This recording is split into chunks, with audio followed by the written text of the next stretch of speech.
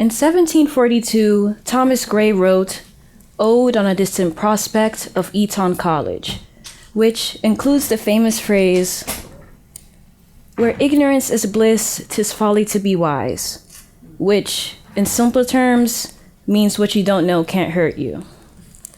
Hello, beautiful people. My name is Rachel, and I'm going to tell you a story about how ignorance impacted my life. A few years ago, I ate lunch with some of my friends.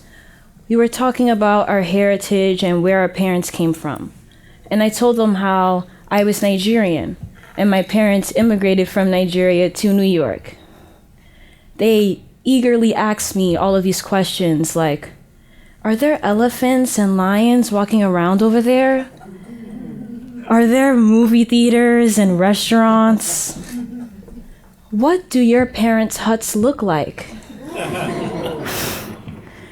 In my mind, I was wondering, where do these questions even come from? Why do they think Africa was just a big Lion King movie and Mufasa might be my next door neighbor? I mean, Africa is the second largest continent in the world, with diverse countries that have areas that look like this, like this, like this,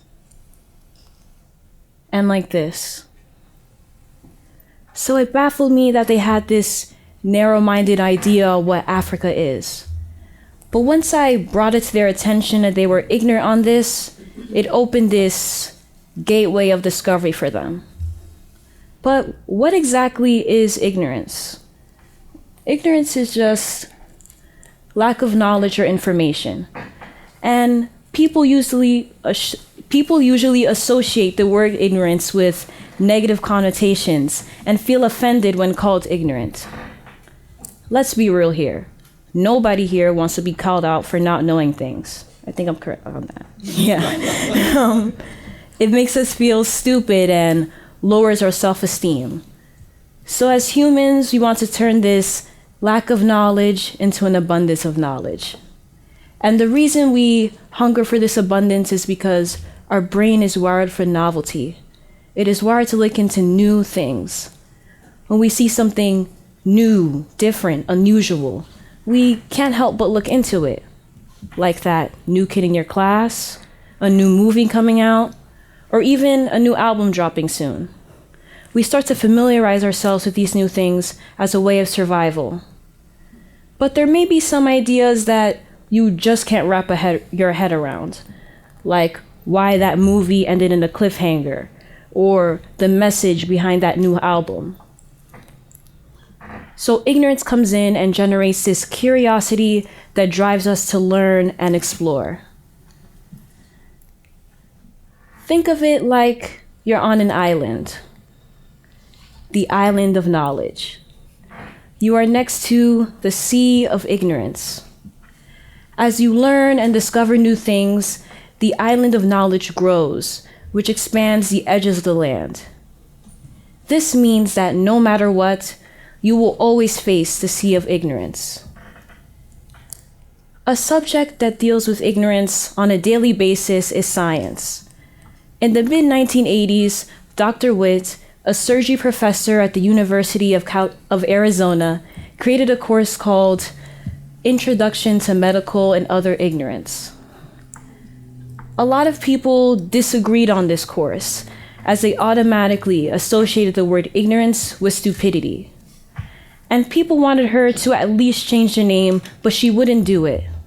She wanted her students to understand that knowledge has limits, and to appreciate the questions as much as they appreciate the answers.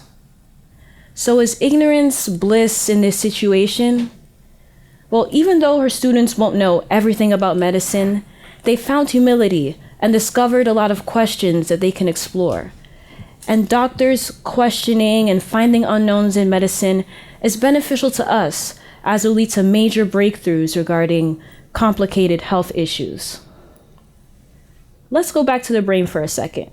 Because the brain is wired to learn new things, becoming aware of one's ignorance can be very exciting, actually.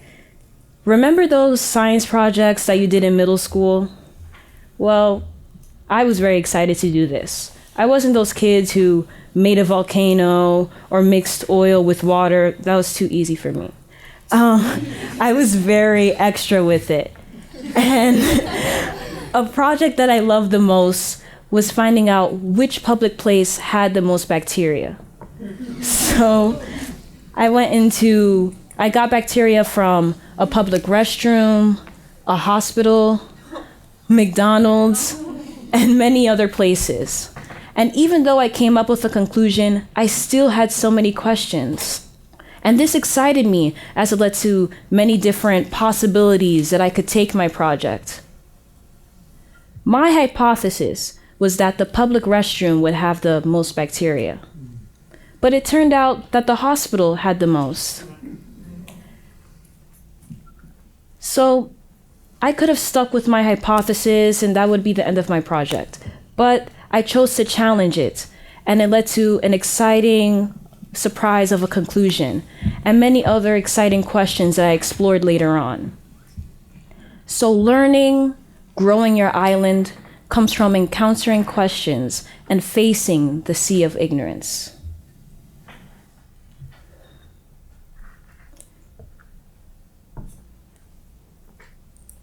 Now, there may be some of you who may not want to expand your island and disregard the sea of ignorance that you face due to fear. And even though this is comfortable for you right now, this could eventually lead to you hurting yourself and the people around you. So this type of ignorance can be innocent or intentional. So an innocent example. I think back to my friends and how they thought Nigeria had wandering animals and wasn't worthy of movie theaters and restaurants. And it's not like they were trying to hurt my feelings or put me down, as they were genuinely curious. They were blissfully living in their ignorance regarding Nigeria, and it frustrated me because I knew what Nigeria is capable of, and I knew the beauty that Nigeria has. It's those innocent microaggressions that were unintentional, but still hurt my feelings nonetheless. And I know that we can't know everything about everything. That's impossible. But we still don't want to hurt other people's feelings at the same time. So when you make those innocent mistakes, all we can do is understand where we went wrong and try to learn from them. As we grow older, we learn more about the harsh realities of the world and intentionally shut them out for our comfort.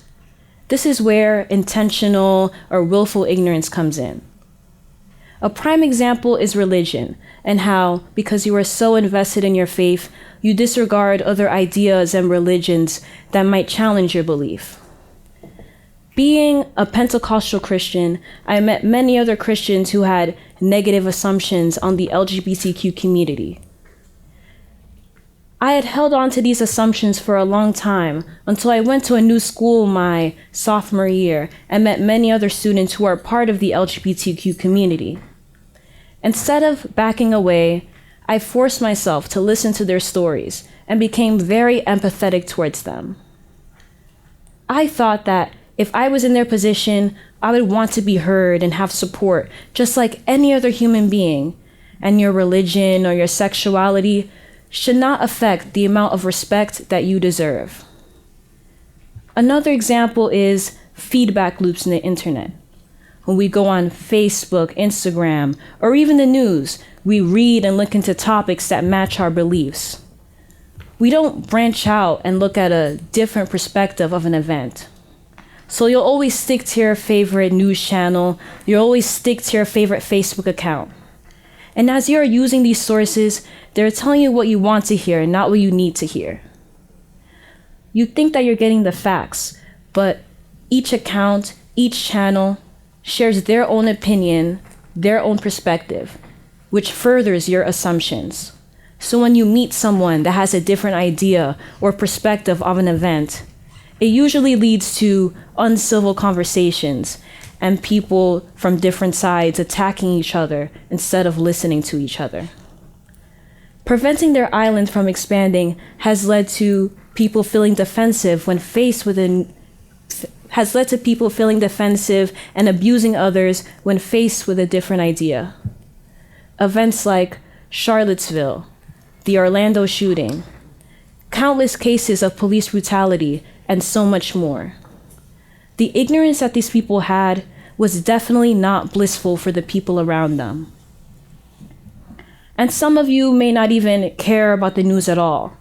And this unawareness of the world could eventually lead to you possibly offending others and the people around you. But we still don't want to let this harsh news consume us. You know, we want to live our best lives. We want to have good vibes all around us. That's just the way life works. So how do we use harsh news in our favor? We self-reflect on how the news affects us and what the people going through that event may be going through. We take care of ourselves when we have thought of the event too deeply, and so we won't let the harsh news consume us. And then we take action and try to remedy the event. This can be by voting, advocating for what you believe in, or volunteering. And even though we have not solved the whole issue, we have turned that negative event into something positive for ourselves and the people around us. So is ignorance truly bliss? I'm going to be completely 100% honest with you. There is no straightforward answer to this question. Depending on the situation you are presented with, ignorance can be a gateway to discovery, or it can lead to problems for yourself and the people around you. And even though ignorance has a simple definition, it's a very complex idea, as there are many different types of ignorance: educational ignorance, willful ignorance, harmless ignorance, ignorance that affects society, and ignorance that affects yourself, and so much more. But the key is perspective. Be open to putting yourself in uncomfortable situations and digging a little deeper into the knowledge that you're presented with. As Alfred Tennyson once wrote, "This truth within the mind rehearse, that in a boundless universe is a boundless better and a boundless worse." But in order to understand this boundless universe, we have to be open and willing to sail the wide open sea.